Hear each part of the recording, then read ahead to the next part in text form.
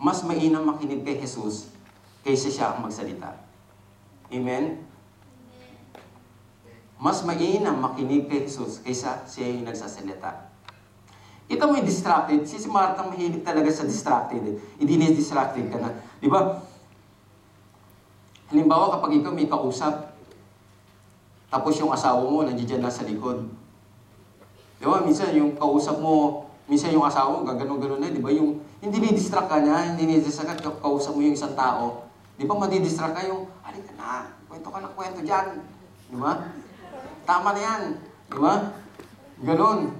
Nadi-distract. Mahilig siya mag-distract, si Martha. Di-distracting kanya para yung sarili mo, hindi na ma-focus kay Jesus Christ. Hindi ka na makakinig sa kayo. Pagka yung nagkukwento sa katabi mo, distracted yan. Di po ba?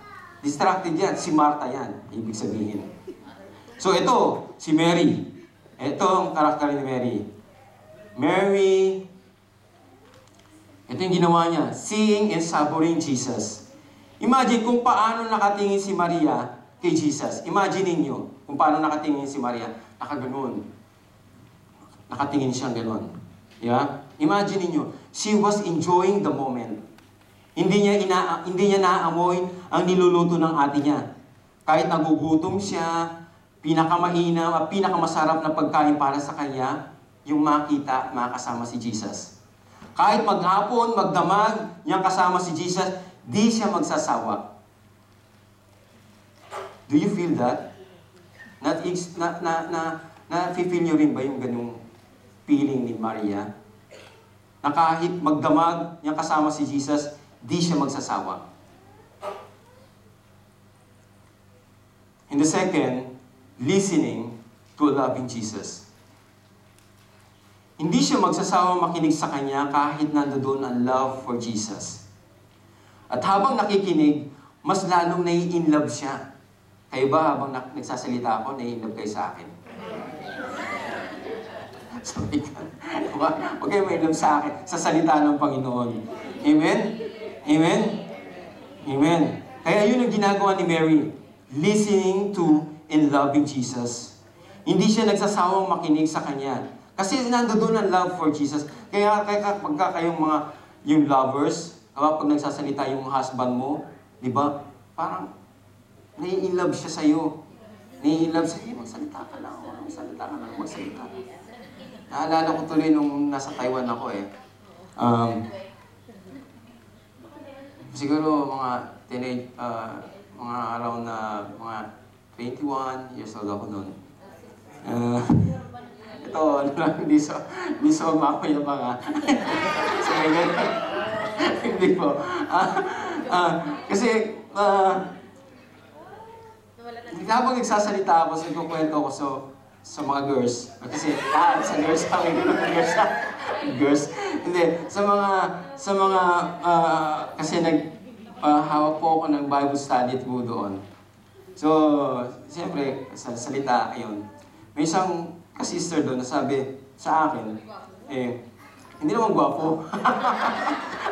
Sabi ko, hindi naman gwapo. Sinabi niya sa akin Brother Romy, gusto kita magsalita na magsalita. Salita ka lang magsalita. Bakit? Kasi, yung voice mo, parang ang gandang pakinggan. Parang, yun po yung sabi. Hindi naman ako naniwala. Naniwala lang ako nung may pangatlong nagsabi rin sa akin. Doon ako nagtiwala. Amen? Hindi naman rin na. So, yung time na yun, wala pa akong girlfriend noon. Kaya, yun. Kaya sabi niya, meron pang yung tinatawag na golden voice. Yung sabi niya gano'n. Yun. Wow, praise God. Kaya, yun. Kaya kapag nagsasalita ka, ni-inlove yung kapag na-focus ka, di ba? Hindi siya nagsasawang pag mahal mo isang tao, nagmamahalan kayo, kahit magdamag kayo magkwentuhan, hindi siya nagsasawa. Nai-inlove pa rin siya, di ba? Di ba yung boy? Pag i-inlove sasalita ka. Amen.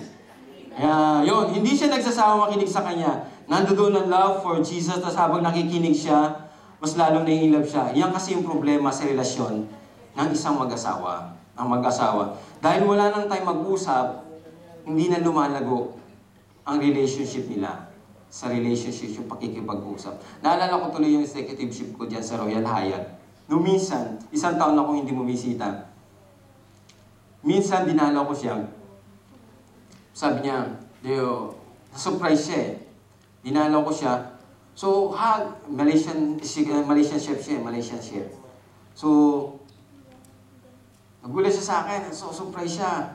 Pero kasi alam niyo, ang kitchen, ang hotel industry, ang mga chef, busy-busy sa kitchen yan. Busy-busy. So, minsan may time, minsan wala. Ganon. So, dumalaw ako sa kanya para makapagbentuhan. So, pinuntahan niya ako sa office. Tapos, kwento kami sandali. Tapos sabi niya, Romy, kamusta ka na? Ganyan. Romy, kamusta ka na? Chef Romy, kamusta ka na? Okay lang, chef. Sabi ko gano'n. Ano gusto mo kainin? Paghahanda kita. Ay, gano'n.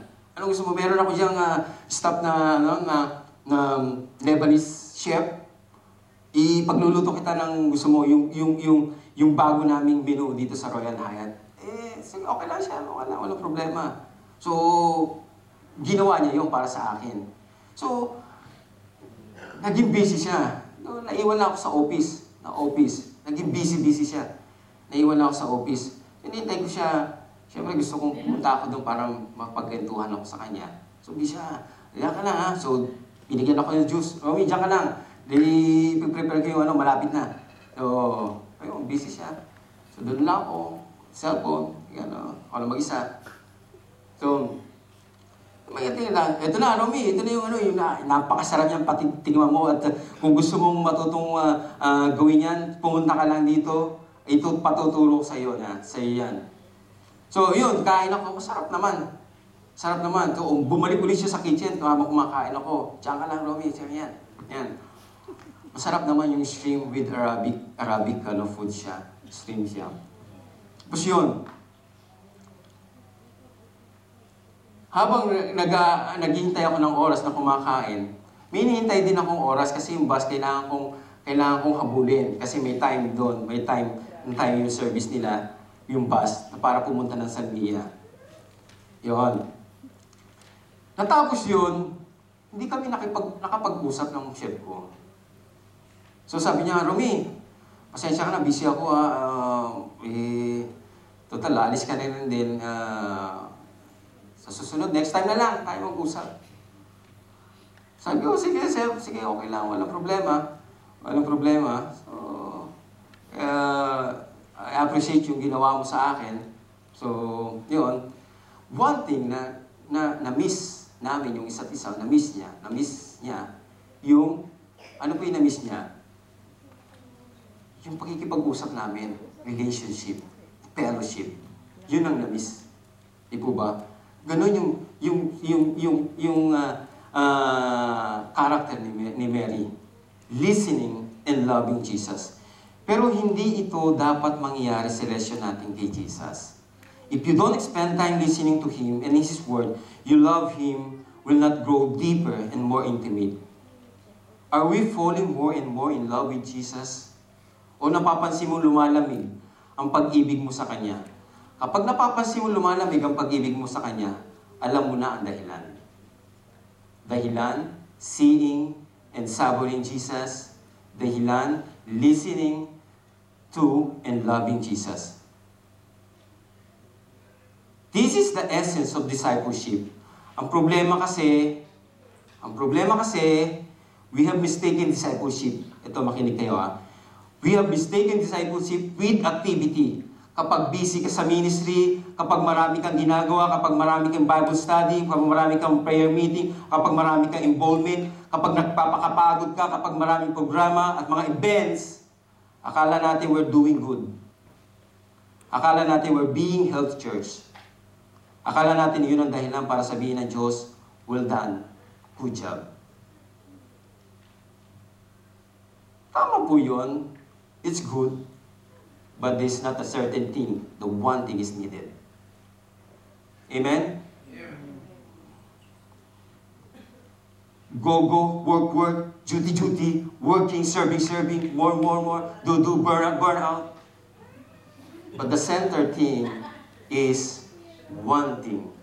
Isa lang. ang kinakailangan ng Diyos. Martha, number 4.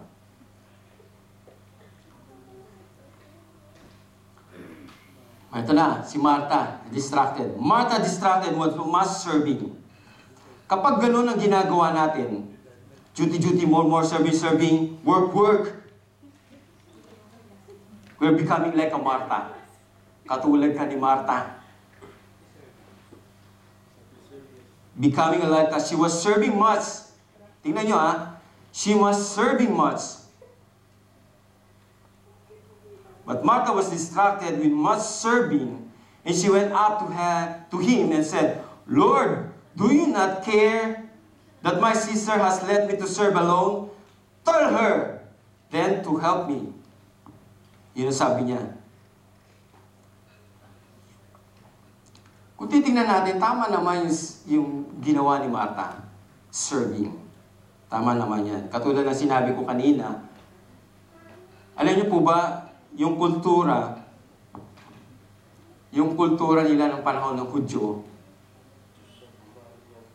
ng ginawa ni Martha, alam niyo ba yung Hudyo, nung napunta sila sa land of Egypt, naging foreigner sila doon sa land of Egypt. Kapag nakikita sila doon, yung mga foreigner sa city, doon sa lugar ng Egypt, kapag nakikita sila, ini-invite sila sa tahanan na pumunta at makikain. Ini-invite sila. At kapag nag-harvest sila, hindi nila kinukuha nila lahat yung harvest. Nagtitira sila para doon sa mga foreigner, para may kuha na silang pagkakainan. Kaya yun ang inadapt nila, yung nakarating nung napunta sila sa land of Egypt, inadapt nila doon. Sa kultura nila, doon sa lugar nila, Mary at Martha. Inadapt nila. So yung kultura ngayon nila ng mga Hudyo, yung dapat kapag may bisita kang pumupunta sa bahay mo, kailangan mo hospitality, pagservisyon sila. At yun ang ginawa ni Martha. Tama ang ginawa ni Martha. Serving. Okay naman yun. But yung hinihingi ng Diyos sa atin is one thing is needed. Isa lang. So, nawawala na ang focus. Nawawala na ang focus sa serving. Hindi. Nakapokus na sa serving, hindi kay Jesus. Nakapokus na siya sa ginagawa niya, sa performance niya. Nakapokus tayo kung ano yung kakantahin natin.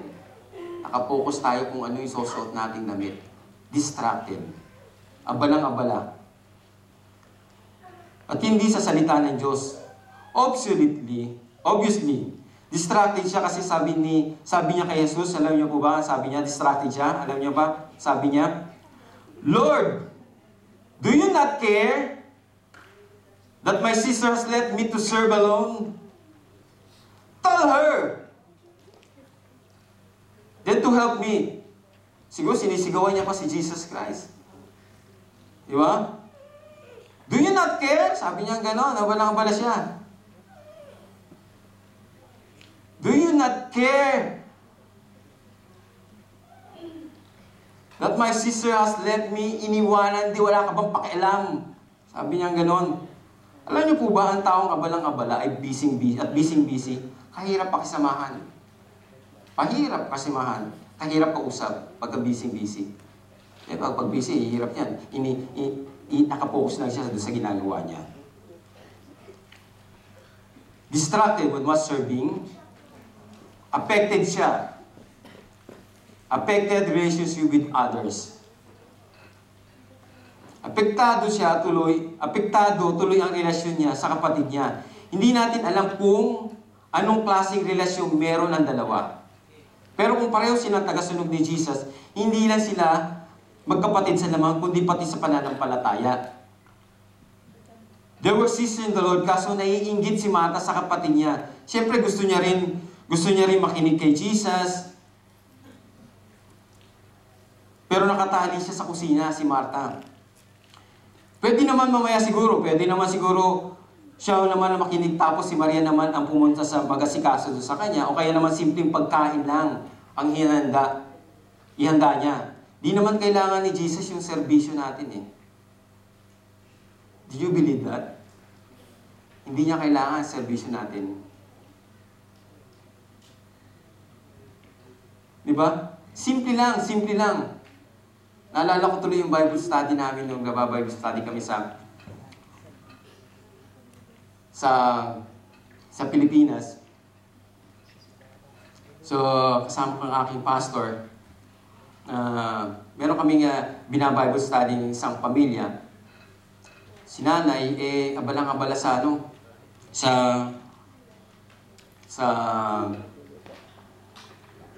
kusina. Siyempre, paghahanda, dadating gabi, abalang-abala siya. Di po ba? Natapos yung session namin na konti lang yung natapos niya o napag-aralan niya session doon sa Bible study namin. Konti lang. Kasi naging busy siya sa kusina. Konti lang. Siguro natandaan niya lang yung John 3:16 na God created heaven and earth. Pambihira. Isa na nga lang, nakalimutan pa. Di po ba? Isang verse na lang, nakalimutan pa. Di ba? Amen. Nagit niyo po ba yun? Hindi nyo ata lang yung John 3:16 ha. Hindi nag-react eh. Amen? Di ba? Kaya, minsan, nakakalimutan natin yung umupo at makinig sa salita ng Panginoon. Di po ba? At minsan din, sabi nga ng Panginoon, simple lang yung handa. Tubig lang yan. Kahit Skyflex lang ihanda natin sa Bible study, Skyflex sa tubig lang, okay na yan. Tingnan mo kung may umaten. Amen? Tingnan mo kung may umaten. Pag walang umaten, alam mo na. Di ba? Chibugan yung pinupunta. Di mo ba? Tingnan mo lang. Paggandahin mo lang, simple lang. Kasi minsan, nakakaabala din doon sa nagluluto. Siyempre, isipin niya, pagod din sa trabaho yan. Isipin niya, ano kayang lulutuin ko para sa mga kapatiran? Ano kayang paghahanda ko para sana mabusog sila. Pagod din yan, galing sa trabaho. Tapos maghahanda siya. Okay lang yan, Skyflex, tubig. Paghandain mo. Kaya nga sabi ko sa inyo, tingnan natin kung may umatin. Pag walang umatin, pero siyempre, umatin yan isang beses. Pangalawang beses, ilan na lang. Pangatlong beses, ilan na lang. Paunti-unti. Kasi Skyflex at tubig lang. Di ba? Hindi na focus. Hindi na salita ng Diyos ang natin. Hindi na sila nakapokus sa salita ng Panginoon. Amen? Amen. Di ba? Listening. The Word. Affected siya sa relationship with Jesus. Una, affected siya sa mga others. Ngayon, relationship with Jesus. Dahil sa pagkakamali yung pati relasyon niya kay Jesus apektado. Sabihin ba naman niya kay Jesus, walang pakialam si Jesus sa kanya. Na di man lang napapansin, napapagod siya sa pag-aasikaso at ayaw man lang tulungan ng kapatid niya. Tawagin ba naman yung Panginoon, si Jesus, tapos siya pa ang mag-utos? Sabihin nyo nga, dyan sa kapatid ko, tulungan ako. Diba? Don't you care that what Caesar has led me to serve? Sabihin nyo nga dyan sa kapatid ko, tulungan ako. Kita nyo Kita nyo yung pagkakaiba. Mamaya pupunta tayo sa Sino bang master? Hindi kailangan ni Jesus ang demands at suggestion natin. Hindi niya kailangan ng mga ideas natin. Hindi niya kailangan ang serbisyo at talento natin. Tayo ang may kailangan sa Kanya. Did you realize that? Tayo ang may kailangan sa Kanya. Hindi niya kailangan ang serbisyo natin, hindi niya kailangan ang demands natin, hindi niya kailangan ang idea natin. Ito po ang sabi. sa Acts 17:25. Sige po, sabay-sabay po natin basahin. Nor by human hands has thought needed anything, since He Himself gives to all mankind life and breath and everything, and He made from man every nation. Ito ang sabi sa Tagalog. Hindi siya nangangailangan ng tulong mula sa tao. Hindi siya nangangailangan ng tulong mula sa tao dahil siya mismo ang nagbibigay ng buhay sa atin, maging ang lahat ng pangangailangan natin. Amen? Hindi niya kailangan ng serbisyo. Hindi niya kailangan ang talento natin. People need God, but God doesn't need people. Did you believe that? Did you realize that? Amen? Tingnan niyo yung pagkakaiba. Na? Alam na yan ni Jesus. Alam ni Jesus yan. Kaya nga, dahil sa panahong neglected natin, kahit sa panahong neglected natin ng Panginoon, He is still very much patient with us. Tinuturuan niya tayo, inuhubog niya tayo. He is still patient with us. Very much patient with us. And number 5, ito na. Jesus teaches Martha. Tinuruan niya si Martha. Kita mo kahit na may pagkakamali tayo, hindi siya nagsasawang turuan pa rin tayo. Tulad na ginawa ni Martha. But the Lord answered her, Martha, Martha, you are anxious and troubled about many things, but one thing is necessary. Mary has chosen the good portion which will not be taken away from her. Tulad na ginawa niya kay Martha, hindi niya sinabi, bumalik ka sa kusina at ayusin mo ng hapunan. Tingnan nyo isipin nyo, kung itong one thing na sinasabi ng Panginoon kay Martha, dapat si Mary pinatayo niya na. Hey, Mary, tumayo ka dyan at tulungan mo si Martha. Mag-serving ka. Hindi niya ginawa yun. Ano ginawa niya? Hinonor niya yung ginawa ni Mary. Serving and listening to Jesus Christ. Amen? Amen. Hindi niya. This is the one thing na hinahanap ng Diyos. Yung listening, submission, surrender, devotion to listening.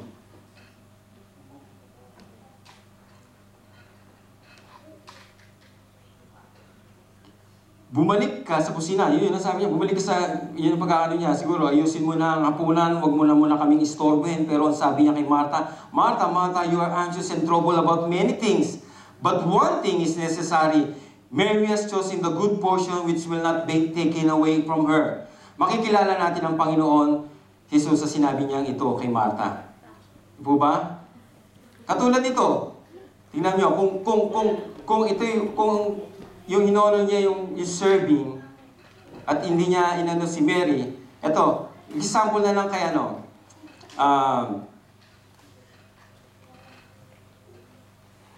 sa prodigal son. Alam niyo po yung magkapatid?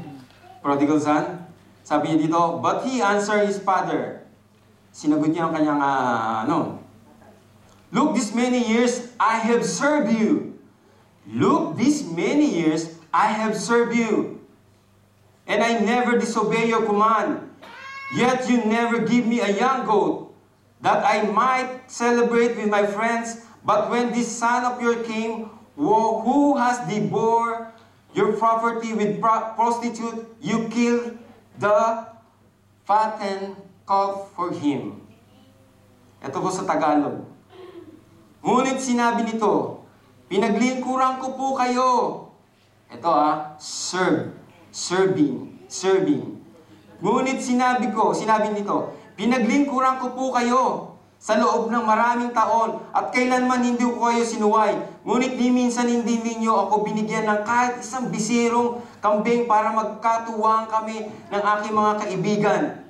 Subalit ang dumating na ang anak ninyong lumustay ng inyong kabuhayan sa masasamang babae, ipinagpatay pa ninyo ng pinatabang guya. See the difference. Serving and listening, wanting. Siguro itong panganin na nag-serve siya, serving, nag-duty, work, duty, more. Lumaki siya, nakatabi niya ang kanyang tatay na sa Bible study, umahawak siya ng Bible study, umahawak siya ng prayer meeting, umahawak sa ano paman. Sa tabi lang siya ng tatay niya. Pero ginagawa niya ito as a duty. As a duty. Pero inolo niya pa rin yung anak niya bumalik sa kanya na pinagpatay niya pa ng matabang kuya. Pagkakaiba, serving.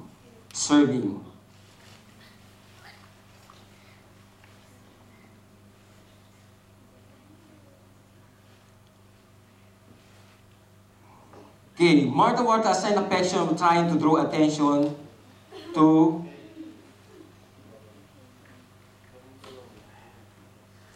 alam niyo po ba, sinabi niya, Jesus cared for his disciples. Ito, Jesus cared for his disciples. Sinabi kanina ni Martha, don't you care? So, nabasa natin, baliwala po ba sa inyo? Wala po ba kayong pakialam? Di nyo ba napapansin? Sinagot siya ni Jesus. Ibinaling ang atensyon sa kanya para sabihin, I do care. I do care. Ibinaling ni Jesus ang kanyang atensyon. I do care of my disciples. Sinabi niya, Martha, Martha. Alam niyo po ba, ang pagkatawag ni Jesus sa Martha, Martha sa pangalan niya is a sign of affection. Of trying to draw attention to what He is doing to say. Alam niyo po ba bakit tinatawag ng Diyos? Bakit tinatawag ng Diyos yung mga dalawang pangalan? Bakit tayo tinatawag? Ano yung ba reason? Katulad niya, an example. Jacob. Moises. Abraham. Samuel.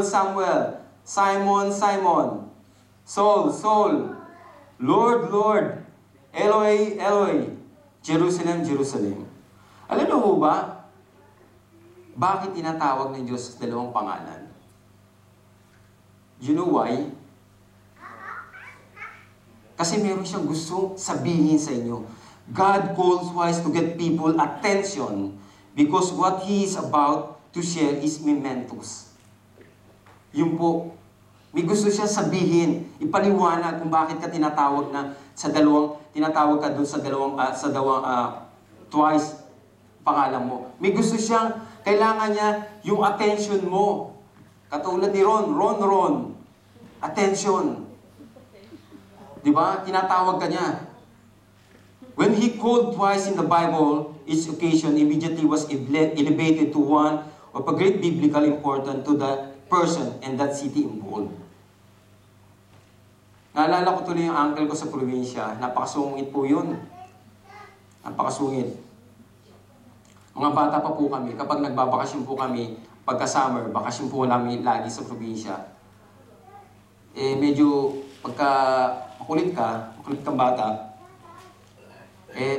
kinukulot ka, minsan palawin ka, makulit ka. Yun, pag tinawag yung pangalan mo, kailangan nandudong ka na sa harapan. Pag tawag niya sa pangalawang pangalan mo at hindi ka pa napupunta doon sa kanya, kurot ang abot mo. Kurot. Uncle ko lang yun. Paano pa kaya ang Diyos tumawag sa iyo? Amen? Paano pa kaya ang Diyos tumawag sa iyo? Dodi. Diba?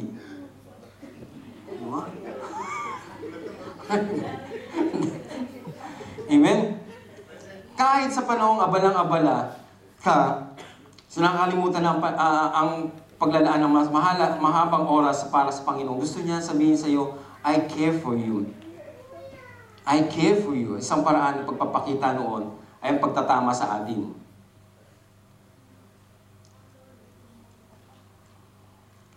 Jesus cares of His disciples. You are anxious and troubled about many things, but one thing is necessary.